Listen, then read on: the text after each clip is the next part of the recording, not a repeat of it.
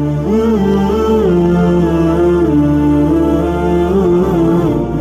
اللہ الرحمن الرحیم۔ شروع اللہ کے نام سے جو بڑا مہربان نہایت رحم کرنے والا ہے۔ السلام علیکم ناظرین، welcome to my YouTube channel Hadiya Voice کے ساتھ۔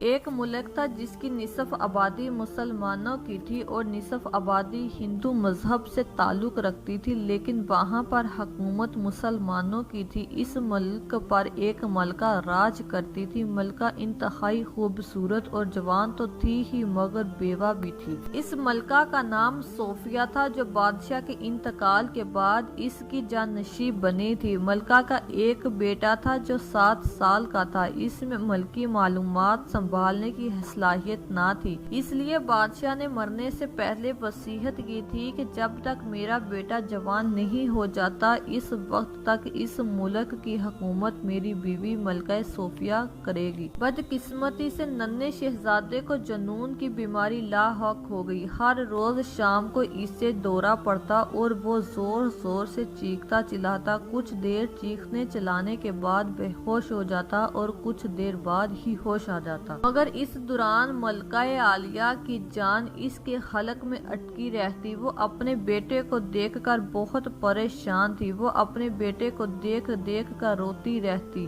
بہت سارے حکیموں سے علاج کروایا مگر افاقہ نہ ہوا۔ ارد گرد کے ملکوں کے حکیموں کو بھی بلایا مگر سب مایوس ہو کر لوٹ گئے۔ علاج کے بعد بس اتنا معلوم ہو سکا کہ شہزادے کو جسمانی نہیں روحانی مرض ہے۔ پھر ملکہ عالیہ نے روحانی علاج شروع کروا دیا، لیکن شہزادے کی حالت میں تبدیلی نہ آئی۔ اسے جنون کے دورے پڑتے رہتے۔ ملکہ عالیہ خیر خیرات بھی بہت کرتی تھی، ہمیشہ اپنے بیٹے کا صدقہ دیتی ہی رہتی تھی۔ یہاں سے بھی کوئی ذرا سی امید ہوتی وہاں حاضر ہو جاتی۔ ملکہ کو دنیا میں اپنے بیٹے سے زیادہ کوئی شے پیاری نہ تھی۔ ملکہ عالیہ نے اعلان کروا دیا کہ جو کوئی حکیم یا کوئی مولوی میرے بیٹے کا علاج کرے گا، میں اسے منہ مانگا انعام دوں گی۔ پھر شیطان نے اپنی چال چلنے کا فیصلہ کیا تاکہ ملکہ کے جذبات کو اس کے مذہب کے خلاف استعمال کرے۔ مسلمان ملکہ کو اس مذہب سے ہٹا کر ہندو مذہب میں داخل کیا جائے تاکہ ملک پر مسلمانوں کی حکومت ختم ہو جائے۔ لہٰذا وہ اپنے مقصد کو پورا کرنے کے لیے انسانی روپ دھار کر ہندو کے مذہبی کے پاس گیا اور اسے کہا کہ فلاں جنگل میں ایک مسلمان بزرگ رہتا ہے، اس کی دعا میں اتنی تاثیر ہے کہ جنون کے مرض میں مبتلا لوگوں کو صحت یاب کر دیتا ہے۔ دور دور سے لوگ اس کے پاس آتے ہیں اور بلا کے کامیاب ہو کر جاتے ہیں، ان کی بیماری ختم ہو جاتی ہے۔ مسلمانوں کے ساتھ ساتھ ہندو اور دیگر مذہب کے لوگ اس کے پاس جا رہے ہیں اور متاثر ہو کر اسلام قبول کر رہے ہیں۔ ہندو مذہب کی تعداد کم ہوتی جا رہی ہے اور مسلمانوں کی تعداد بڑھتی جا رہی ہے۔ شیطان نے مزید بتایا کہ اس ملک کا شہزادہ جنون کی بیماری میں مبتلا ہے اور اس کا علاج جنگل میں موجود اسی اللہ والے بزرگ کے پاس ہے، مگر میں نے ابھی تک ملکہ کو اس بزرگ سے بے خبر رکھا ہوا ہے۔ میں چاہتا ہوں کہ تم اپنے کسی چیلے یا غلام کا انتخاب کرو، میں اسے ایسی شخصیت فراہم کروں گا وہ اس کا استعمال تمام بیماریوں کا علاج اپنے ایک منتر سے کرنے کے قابل ہو۔ جو لوگ اس پاک بزرگ اللہ والے بزرگ کے پاس جا کر اپنا علاج کرواتے ہیں وہ تمہارے ساتھیوں سے علاج کروائے گا۔ میں مسلمانوں کو جنون کی بیماری میں مبتلا کرتا رہوں گا۔ علاج کروانے کے لیے وہ تمہارے سادھو کے پاس آئیں گے اور جب سادھو کے منتر سے صحت یاب ہوں گے تو یقیناً وہ ہندو مذہب کی سچائی کا اقرار کر لیں گے، اسے اختیار کرنے کو عزیز کر دیں گے۔ اس ہندو آدمی کو شیطان کی یہ رائے پسند آ گئی۔ اس نے فوراً اپنے ایک چیلے کو اس کام کے لیے منتخب کیا اور اس ابلیس شیطان کے حوالے کر دیا، اور جو کہ ایک نوجوان خوبصورت खूबसूरत शक्ल वाला लड़का था। शैतान ने इसे शक्तियाँ मुब्तला की और इसे जंगल के दाखिल कर दिया ताकि वो एक डेरा बनाकर बैठ जाए, ताकि वो जो लोग बुजुर्ग के पास जाने के लिए जंगल में दाखिल होते हैं वो बुजुर्ग तक पहुंच ही ना पाए। अपनी अगली चाल चलने के लिए शैतान फकीर का बेस बदल कर मलका के महल की तरफ गया। वो फकीर ऐन इसी वक्त वहां पहुंचा जब शहजादे को जुनून का दौरा पड़ा हुआ था। इसने दरबानों से पूछा कि महल से बच्चे की चीखने की आवाजें क्यों आ रही हैं। महल के गुलाम ने बताया कि शहजादे को शाम को जुनून का दौरा पड़ता है, जिस वजह से वो जोर जोर से चीखता चिल्लाता है और फिर बेहोश हो जाता है। महल के गुलाम ने ये भी बताया कि मलका ने इसका बहुत इलाज करवाया मगर अफाका नहीं हुआ। शैतान फकीर ने कहा कि मैं एक हिंदू साधु को जानता हूँ जो हर मर्ज का इलाज कर सकता है, वो जरूर शहजादे की बीमारी को दूर कर देगा। दरबान ने ये सुनकर फकीर को महल के अंदर ले गया और मलका के रूबरू पेश कर दिया। फकीर ने मलका को बताया कि मलका आलिया, आप जंगल के एक साधु के पास चली जाए, वो अपने मंत्र से हर बीमारी का इलाज करने की सलाहियत रखता है। मलका फकीर की ये बात सुनकर जरा सोच में पड़ गई कि मैं हिंदू से अपने बेटे का इलाज कैसे करवा सकती हूँ। माँ की ममता ने जोश मारा, इसे अपने बेटे की हालत ना देखी गई, लिहाजा इसने साधु के पास जाने का फैसला कर लिया। लिहाजा अगले दिन मलका चंद गुलामों के साथ शहजादे को लेकर जंगल की तरफ चल पड़ी और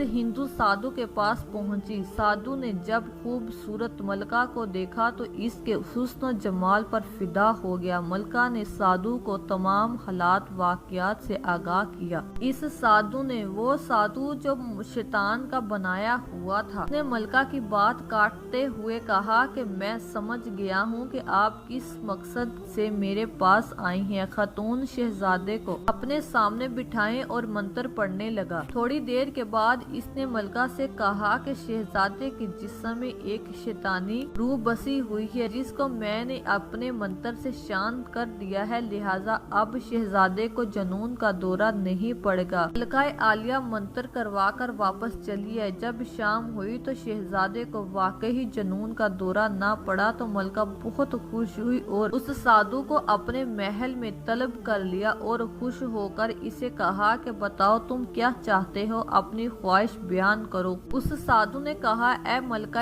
आलिया, मैं आपके हुस्न जमाल से मुतासर हो चुका हूँ और आपसे शादी करना चाहता हूँ। मलका ये सुनकर हैरान रह गई और कहा कि ये नामुमकिन है, मैं एक मुसलमान हूँ और तुम एक हिंदू हो। साधु ने कहा, गुस्ताखी माफ, मगर आपने मुंह मांगा इनाम देने का वादा किया था। अगर बात मजहब की है तो मैं अपना मजहब छोड़कर इस्लाम कबूल करने के लिए तैयार हूँ। मलका ने कहा, आपके अलावा कुछ और मांग लो। साधु ने माना और नाराज होकर बगैर कुछ कहे जंगल में मौजूद अपने ठिकाने पर आ गया। थोड़ी देर में शैतान हाजिर हुआ और साधु पर गुस्सा होने लगा कि मैंने तुम्हें किस काम के लिए चुना था और तुम किसी और काम पर लगे गए हो। शैतान ने कहा कि तुम अपनी सोच से बाज आओ, जो काम तुम्हें सौंपा गया है वही करो, वरना तुम्हारी जगह कोई और ले लेगा। शाम हुई तो शहजादे को फिर से जुनून का दौरा पड़ा जो पहले से ज्यादा शदीद था। तो मलका आलिया की परेशानी में इजाफा हो गया और वो सोचने लगी कि साधु मुझसे नाराज होकर चला गया है तो वो खूबसूरत नौजवान ही तो मुसलमान भी होना चाहता है, लिहाजा मलका ने साधु से शादी करने का फैसला कर लिया और इसे दरबार में बुला लिया और कहा कि अगर तुम अपना मजहब छोड़कर इस्लाम कबूल कर लेते हो तो तुम्हारे इलाज से अगर मेरा बेटा सेहतयाब हो जाता है तो मैं तुमसे शादी करने के लिए तैयार हूँ। साधु खुशी खुशी महल से निकलकर अपने ठिकाने पर पहुँच गया। फौरन ही शैतान हाजिर हो गया और साधु से इसकी शक्तियाँ वापस छीन ली। आज इन खुश भी था और परेशान भी। खुश इसलिए कि मलका शादी के लिए राजी हो गई थी और परेशान इस वजह से कि شختیاں تو اس سے چھین لی گئی ہیں۔ اگر شہزادے کی بیماری دور نہ ہوئی تو ملکہ مجھ سے شادی کبھی نہیں کرے گی۔ وہ اسی خیالوں میں گم تھا کہ اسے اللہ والے بزرگ کا خیال آیا کہ کیوں نہ میں اس بزرگ کے پاس چلا جاؤں جس کے مقابلے میں مجھے یہاں بٹھایا گیا تھا۔ وہ بزرگ مجھے مسلمان بھی کر دے گا اور ان کی دعا سے شہزادہ بھی تندرست ہو جائے گا۔ لہٰذا وہ سادھو خوشی خوشی اس بزرگ کے اللہ والے بزرگ کے پاس گیا اور اپنی ساری بات اس اللہ والے بزرگ سے کہہ ڈالی اور کہا کہ میں مسلمان ہونا چاہتا ہوں اور یہ بھی چاہتا ہوں کہ شہزادہ صحت یاب ہو جائے تاکہ ملکہ سے میری شادی ہو جائے۔ اس اللہ والے نے اس کی بات سن کر کہا کہ صحت اور تندرستی تو اللہ تبارک تعالیٰ سے عطا ہوتی ہے، میں تو بس دعا کر سکتا ہوں۔ اپنی بات کے آگے بڑھتے ہوئے بزرگ نے کہا کہ لوگوں کے مسلسل آنے جانے کی وجہ سے میری عبادت میں خلل پڑتا ہے، میں چاہتا ہوں کہ یہ فیضیاب تمہیں بخش دوں تاکہ تم میری جگہ لوگوں کی پریشانیوں کا باعث بنو اور میں سکون سے اللہ تبارک تعالیٰ کی عبادت کرتا رہوں۔ بزرگ کی بات سن کر اس نوجوان نے پوچھا کہ یہ سب حاصل کرنے کے لیے مجھے کیا کرنا ہوگا؟ تو اس اللہ والے بزرگ نے کہا کہ تمہیں میرے ساتھ رہنا ہوگا اور جو میں کہوں گا وہی کرنا ہوگا، اور جب مجھے لگے گا کہ تم اس کے حقدار بن گئے ہو تو تب میں تمہیں وہ سارے کام عطا کر دوں گا۔ اس کے بعد تم شہزادے کا علاج کرنے کے لیے قابل ہو جاؤ گے۔ پھر اللہ والے بزرگ نے اسے پانی کا عیزہ دیا اور کہا کہ یہ پانی ملکہ عالیہ کو دے دو، یہ شہزادے کا عارضی علاج ہے، مستقبل نہیں۔ یہ پانی پینے سے شہزادے کے جسم پر وقتی طور پر جنون کی بیماری سو جائے گی مگر شہزادے کے جسم میں موجود رہے گی۔ اس کے ساتھ ہی شہزادہ بھی تب تک سویا رہے گا جب تک اس کا مکمل علاج نہیں ہو جاتا۔ میں چاہوں تو خود شہزادے کو مکمل طور پر علاج کر سکتا ہوں مگر جو کہ تم ملکہ اور شاہی زندگی چاہتے ہو اس لیے تمہیں ایک کڑے امتحان سے گزرنا ہوگا۔ اس نوجوان نے سوچنے کے لیے ایک دن کا وقت مانگا۔ وہ نوجوان اپنے گھر میں واپس آ گیا اور سوچنے لگا کہ میں چند دنوں کی تو بات ہے، میں اپنی قابلیت سے بزرگ کو جلد ہی متاثر کر دوں گا اور وہ مجھے ساری عطائیں بخش دے گا۔ پھر میں شہزادے کا علاج کر کے ملکہ کو حاصل کر لوں گا اور باقی زندگی بادشاہوں کی طرح گزاروں گا۔ اگلے دن وہ نوجوان بزرگ کے پاس آیا اور پھر بزرگ کے ہاتھوں اسلام قبول کر لیا۔ بزرگ نے اس کا اسلامی نام احمد رکھا اور اسے عبادت کا طریقہ سکھایا۔ بزرگ نے شہزادے کو کامیاب کرنے کے لیے پانی پر دم کر دیا۔ احمد ملکہ کے پاس گیا اور کہا کہ یہ پانی شہزادے کو پلاؤ، یہ شہزادے کا عارضی علاج ہے، اس کے پینے سے شہزادہ سکون سے سوتا رہے گا۔ کچھ دنوں بعد میں آؤں گا، وہ شہزادے کا مکمل علاج کروں گا اور شہزادہ ہمیشہ کے لیے صحت یاب ہو جائے گا، پھر ہم شادی کر لیں گے۔ پانی دے کر احمد بزرگ کے پاس واپس آ گیا اور بزرگ کا مرید بن کر زندگی گزارنے لگا۔ احمد کو بزرگ سے عقیدت محبت ہو گئی اور کئی سال تک بزرگ کی خدمت کرتا رہا۔ بہت سی مشکل آزمائشوں میں سرخ روح ہونے کے بعد اس قابل ہو گیا کہ بزرگ نے اسے تمام باتیں بخش دی اور کہا جاؤ اپنی زندگی جیسے چاہو گزارو۔ لیکن اب احمد کا دل بدل چکا تھا، اس کا دل منور ہو چکا تھا۔ اس نے کہا مرشد جی، مجھے ملکہ اور اس کی شاہی زندگی تو کیا اب اس دنیا سے ہی کوئی سروکار نہیں رہا۔ میں اپنا وعدہ نبھانے کے لیے ملکہ کے محل جا رہا ہوں اور شہزادے کا علاج کر کے واپس سے ہی آ جاؤں گا۔ اصل شاہی زندگی تو اب میرے لیے آپ کے قدم ہے۔ اس اللہ والے بزرگ نے کہا اگر آپ واپس ہی آنا چاہتے ہیں تو پھر نہ جاؤ۔ شہزادہ اسی پانی سے صحت یاب ہو گیا تھا۔ تمہیں یہاں رہنے کا مقصد صرف تمہاری ہدایت کرنا تھی کیونکہ تم کو شیطان نے مایوس اور نامراد کیا تھا، اگرچہ تمہارے اندر حسن اور دولت حاصل کرنے کا لالچ تھا، لہٰذا تمہارے دل کو پاک کرنا ضروری تھا اور تمہیں یہ سعادت بخشی جانی تھی، اس لیے کئی سال تک تمہیں مصیبتوں اور امتحانوں کی چکی سے گزرنا پڑا تاکہ تم سے دین اور خدمت خلق کا کام لیا جائے۔ بزرگ نے بات ختم کی تو ملکہ عالیہ خود وہاں آ گئی تو اس نے دیکھا کہ احمد نے داڑھی رکھی ہوئی ہے اور اس کا چہرہ روشن ہے۔ ملکہ عالیہ نے کہا، احمد میں بہت خوش ہوں کہ میرا بیٹا تمہاری وجہ سے صحت یاب ہو گیا ہے۔ میں کئی سالوں سے تمہارا انتظار کر رہی ہوں، تم کیوں نہ آئے؟ تمہیں اپنا انعام نہیں لینا؟ احمد اب بدل چکا تھا، اس نے اپنی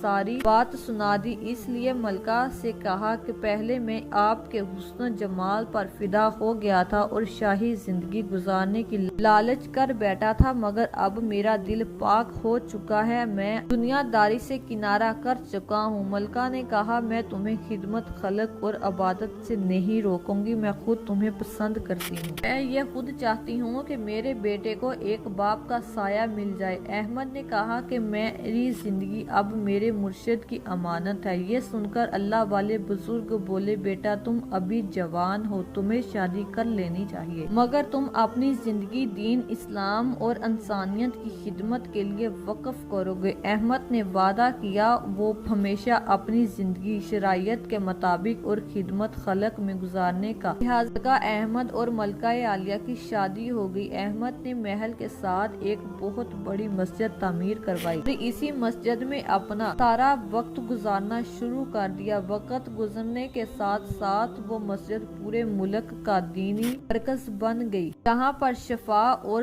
لوگوں کو سکون حاصل کرنے کے لیے لوگ دور دور سے آتے تھے۔ ناظرین، امید ہے کہ آپ سب کو ہماری آج کی ویڈیو پسند آئی ہوگی۔ اگر آپ کو ہماری ویڈیو پسند آئی ہو تو ہماری ویڈیو کو لائک اور شیئر ضرور کیجیے گا۔ اس طرح کی ہماری ویڈیو دیکھنے کے لیے ہمارے چینل کو ضرور سبسکرائب کریں۔ شکریہ۔